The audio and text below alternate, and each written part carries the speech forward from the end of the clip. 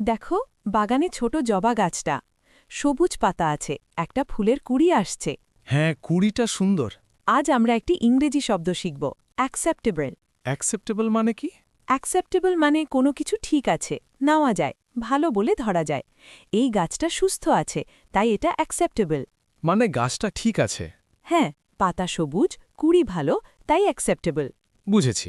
অ্যাকসেপ্টেবলের মতো শব্দ আছে গুড, ওকে, ফাইন, সুটেবল, প্রপার।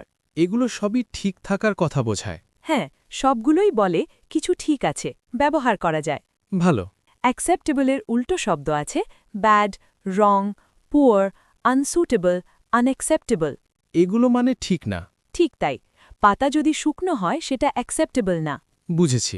অ্যাকসেপ্টেবল হলো একটি বিশেষণ। একটা বাক্য বলো। This plant is acceptable. সহজ।